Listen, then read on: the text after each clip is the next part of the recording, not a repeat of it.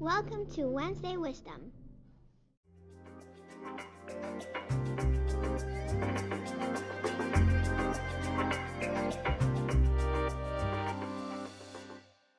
Good morning. My name is Jos Visser, the author of Wednesday Wisdom, and this week's article is called "The Job Market is a Market."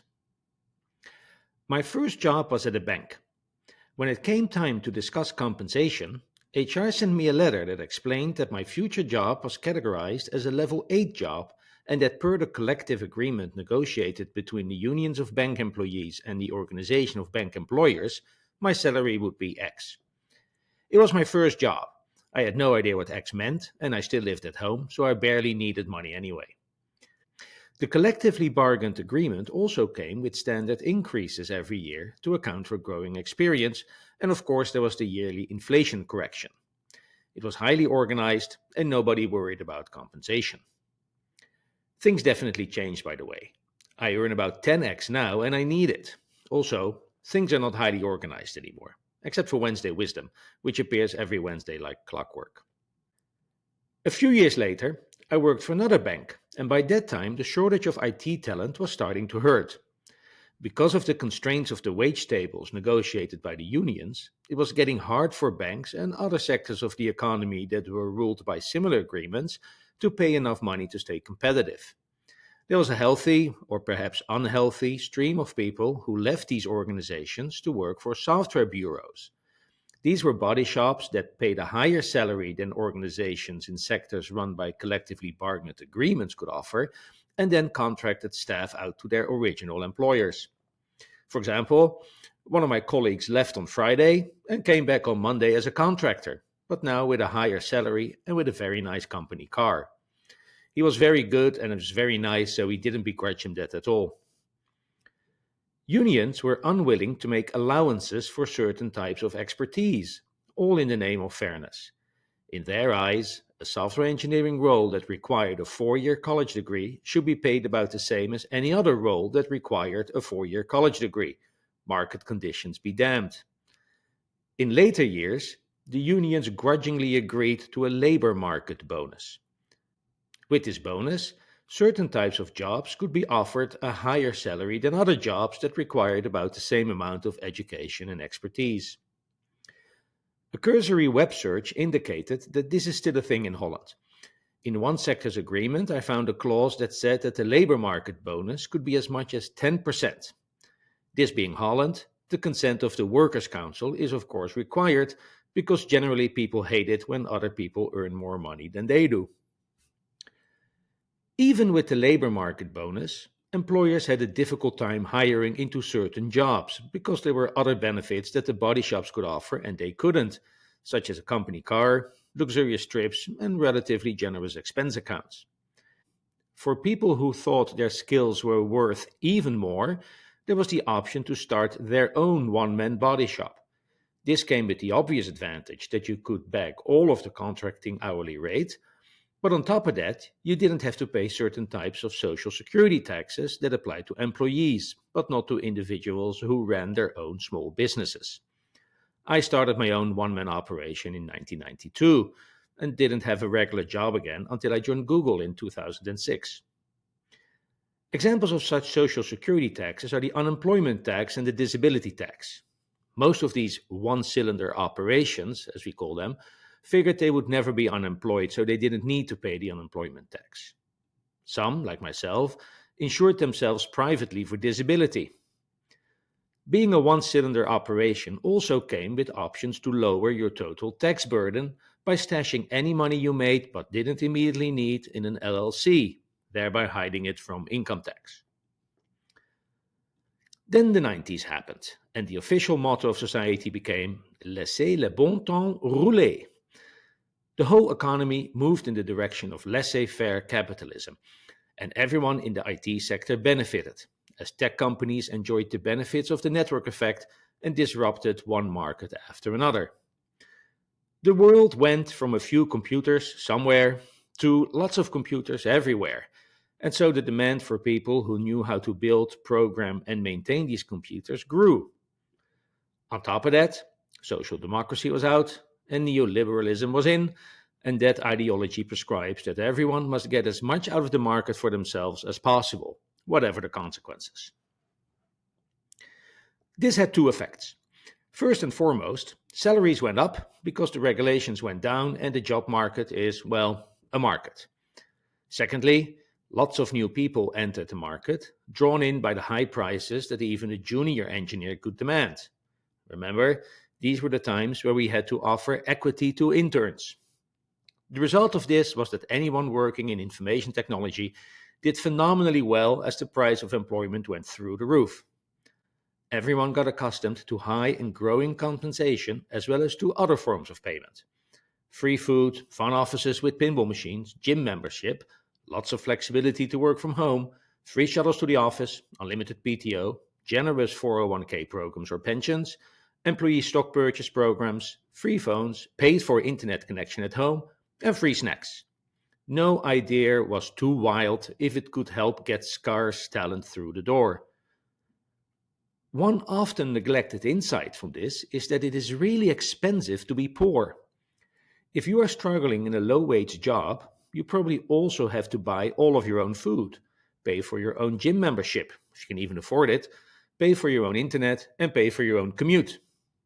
Nobody will invite you to cushy trips or give you $1,500 for Christmas just because. On the other hand, at Google, we had people complaining that they had to arrange for their own food during the weekend, and people got terribly upset when the catering staff organized a Meatless Monday, where all the money that was not spent on meat got donated to the World Food Program. One engineer was so upset that he loudly complained that it was impossible to work under these circumstances. It is not hard to understand that these very pleasant conditions made software engineers a happy lot. Unfortunately, part of that happiness was caused by having a really short memory, and most people had clearly forgotten what working conditions were actually like before this holiday from history. One of the more annoying aspects of our hyper-anxious news cycle is that whenever things are going well, there are lots of pundits that will declare that things have fundamentally shifted and that this time, really, the trees will grow into the heavens forever and will never stop growing.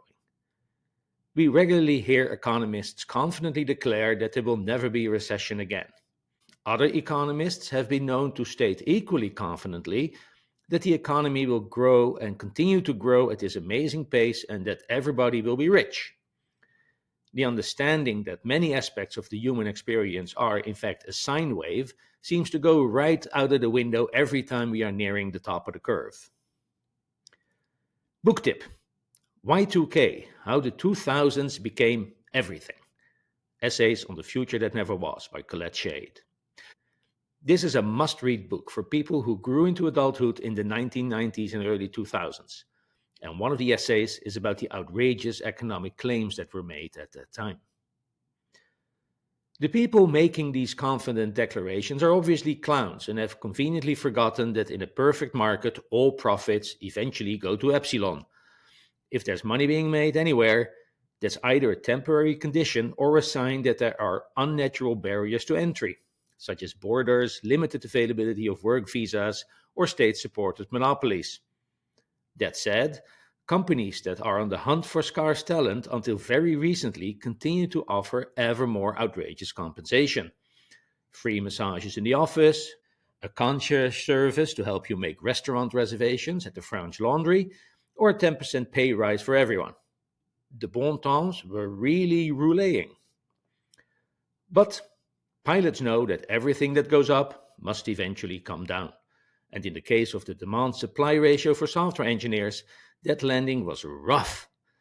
Many people had started to believe that the good times would go on forever, and, even more weirdly, had started to believe that the cushy job conditions that they had become accustomed to was some sort of natural state of affairs.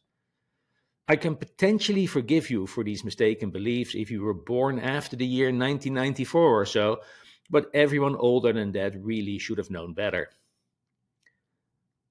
With the supply-demand ratio suddenly inverted, companies were freed from having to offer high compensation and cushy work conditions, so things quickly reverted to a more normal state of affairs, with downward pressure on compensation, down-leveling on hire, layoffs, and voluntary exits. Here is a fun side story about voluntary exits. Years ago, a large Dutch bank I was working for wanted to let go of some people, but the unions strenuously objected.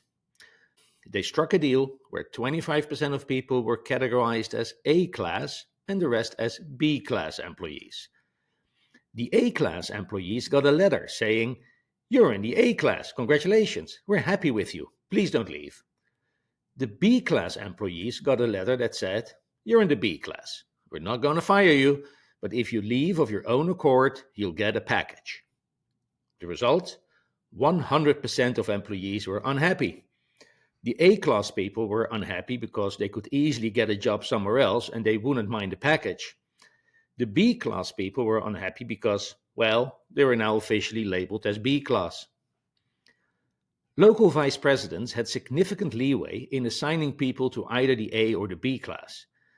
Some VPs had a rule that if you were with the bank for less than 1 year, you were automatically in the B class. A friend of mine was very, very good at his job, had been with the bank for 11 months or so, and was therefore declared to be in the B class. During meetings, when asked difficult questions, he would answer, that seems more of a question for an A class person." Of course, some A class employees left because they were upset, and some of the best B class people also left, but with a package. The real stragglers in the B class stayed because they knew they would never get a job anywhere else.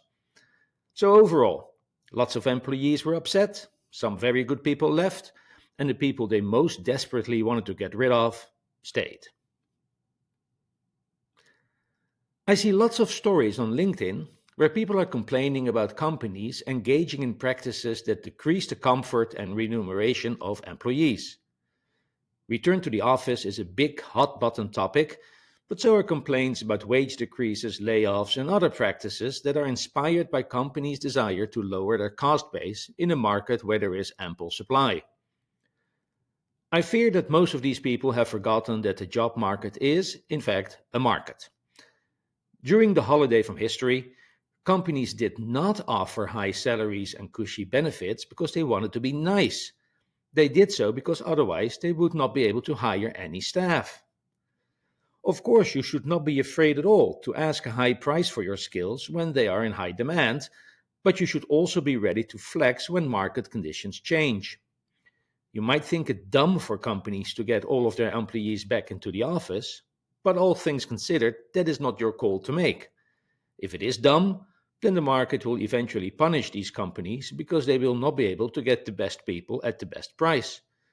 But if a free market means anything, it definitely also means that companies are free to offer the working conditions that they want, bar their responsibility vis-à-vis the law, of course. Freedom also means the freedom to be wrong. It is, of course, possible to change the law and to make some of the cushier conditions that we like mandatory.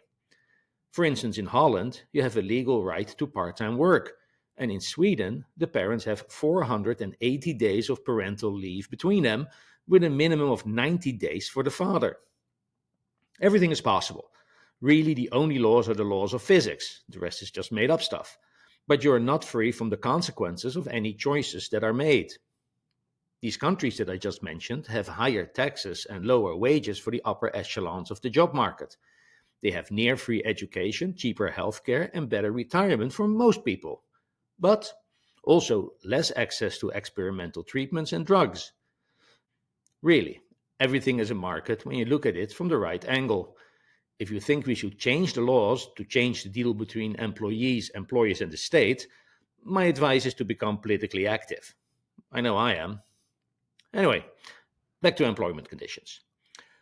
If, for instance, working from home is super important to you, that is your good right. And if it was important to me, I would definitely find an employer who would offer that. But, the market being what it is, I might want to compromise on that in favor of other things. I look at my entire employment package holistically. There are things in there I like, things I don't care about, and things that I do not like but which I can stomach because, all things considered, I want a good-sized paycheck and this is the best way to get one. Telling companies they are doing it all wrong is your good right, but I fear it is not very productive in a market where you also want to be hired by these companies. Remember, you are selling, the companies are buying, and as my dear old mother used to say, nobody has ever won an argument with a customer.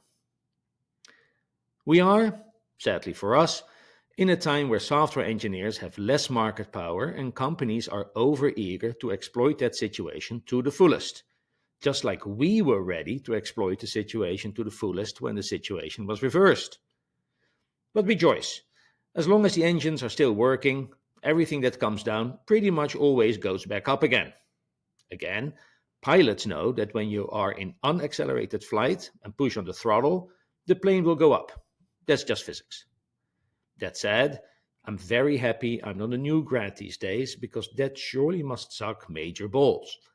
But then again, when I graduated from college in 1988, we thought that there would be people who would never ever have a job, and clearly most everyone did.